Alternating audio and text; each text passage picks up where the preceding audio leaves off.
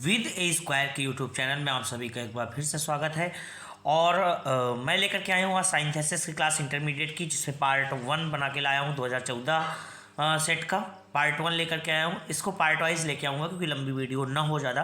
तो देखते हैं आज के सारे क्वेश्चन और साइंथेसिस को हम शुरुआत करते हैं साइंथेसिस की। चूँकि मैं रूल्स तो अभी करवा नहीं सकता, लेकिन हाँ सेंटेंस के साथ साथ कोशिश करूँगा कि पूरे रूल से भी बताता चलूँ लगभग। लेकिन हाँ, अगर रूल्स देखने होंगे तो इस बार तो नहीं, लेकिन अगला जो सेशन चलेगा मेरा, मैं रूल्स भी बताऊंगा और सारे क्वेश्चंस भी करवाऊंगा।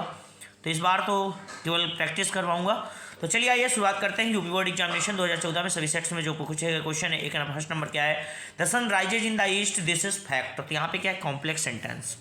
क्या बनाना है आपको, कॉम्प्लेक्स सेंटेंस बनाना है माय डियर। तो कैसे बनाओगे इसको, तो सबसे पहले देखिए, जब कभी भी याद रखना, जैसे कोई सेंटेंस दिया the sun rises in the east, इतना भाग दिया आपका, और दूसरा दिया दिस इज फैक्ट। अब यहाँ पे इज ये मेन वर्ब की बी फॉर्म की क्रिया दी गई है, और यहाँ पे अगर दिस दैट इट ये सब आए हो ना, तो एक बात याद रखना आपको, दूसरे वाले सेंटेंस के पहले क्या करना है, आपको दैट लगा देना है बड़े प्यार से। क्या लगा देना है, दैट लगा देना है, क्योंकि कॉम्प्लेक्स बनाना हो तो ऐसी स्थिति बता रहा हूँ, कॉम्प्लेक्स बनाना है तो जब ऐसी कंडीशंस दी हो तो सीधा दूसरे वाले सेंटेंस के पहले दैट लगा दो, दैट, और फिर लिखोगे the sun rises in the east, और फिर इसके बाद कॉमा करके लिख देना इज फैक्ट।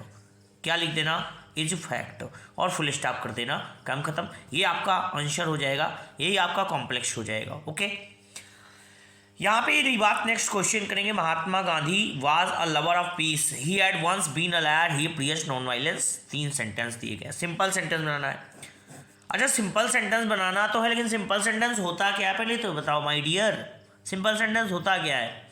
तो जो सिंपल सेंटेंस होता है ना, तो सिंपल सेंटेंस क्या होता है, मेन वर्ब की संख्या जिसमें होती है 1।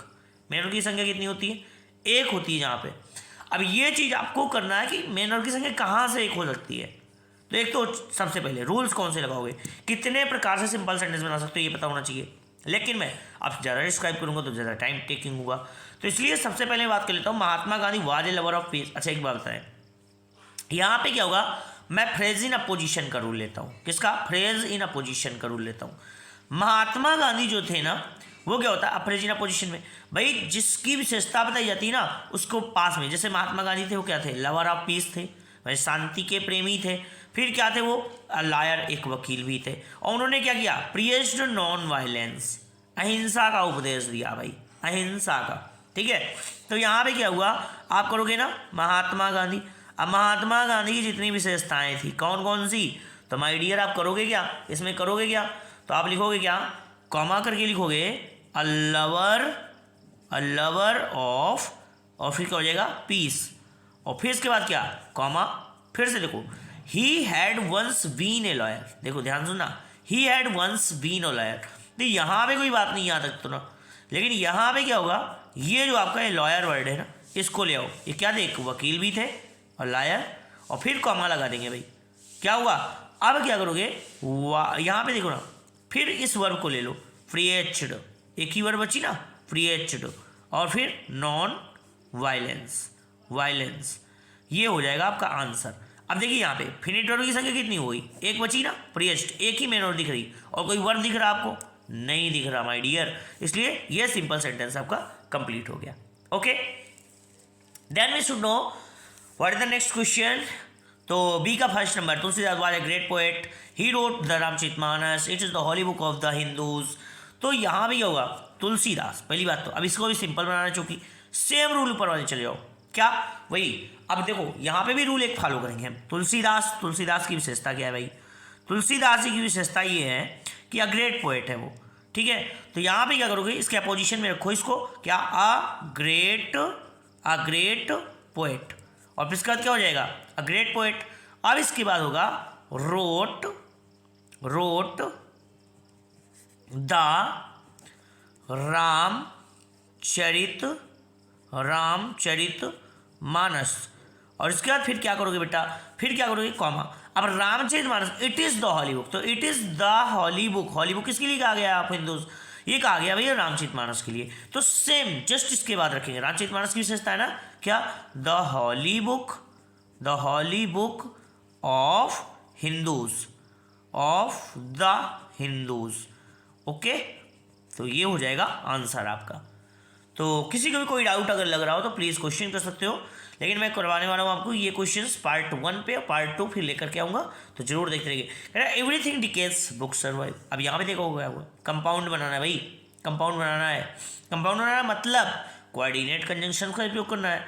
अब यहाँ पे क्या होगा, एवरीथिंग डिकेज, सभी चीज़ें नष्ट हो जाती हैं लेकिन बुक सर्वाइव, ठीक है ना। तो यहाँ पे क्या करोगे आप, इसके लिए करना है, ये क्या होता है, एवरीथिंग डिकेज बुक सर्वाइव। तो यहाँ पे क्या करोगे, एवरीथिंग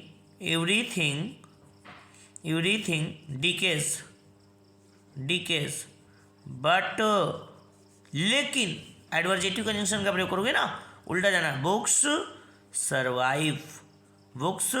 सर्वाइव और आपका आंसर हो जाएगा, बट बुक्स सर्वाइव आंसर हो जाएगा।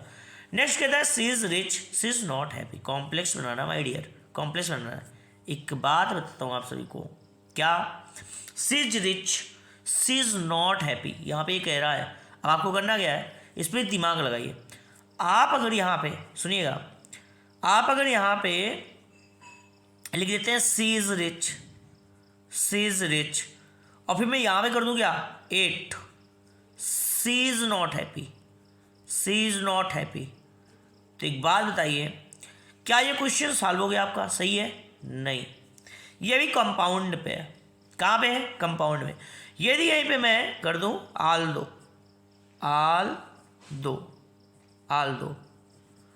दो सीज, यद्यपि वह रिच यानी धनी है, 8 फिर भी कॉमा करके, सी इज नॉट हैप्पी, वो क्या है, खुश नहीं है। तो अब ये सही है कॉम्प्लेक्स पे, अब ये कॉम्प्लेक्स में सही है। 8 अगर अकेला आता तो कंपाउंड में हो जाता। अब यहाँ पे देखो, दूसरा कंडीशन अप्लाई कर सकते हो कि अगर आल दो लगा के या 2 लगा के बना दो, although she is rich comma she is not happy, तो भी बन जाता। 8 लगाते चाहे आप ना लगाते कोई दिक्कत नहीं थी, 8 आप लगाइए ना लगाइए कोई प्रॉब्लम नहीं होती। लेकिन अभी फिलहाल यहाँ पे आप देख रहे हैं ना, इसमें आल्दो के साथ अगर 8 आया है तो कॉम्प्लेक्स में होगा, 8 अकेला आया है केवल तो कंपाउंड होगा, और आल्दो के साथ केवल कॉमा आ गया तो भी कॉम्प्लेक्स होगा, फिर 2 के साथ तो भी कॉम्प्लेक्स होगा। तो ये रहे आज के क्वेश्चन। इसी के साथ जय श्री कृष्णा, राधे राधे, जय श्री राम। मिलता हूँ अगले वीडियो में, तो पार्ट 2 में फिर से मिलूंगा। Thank you.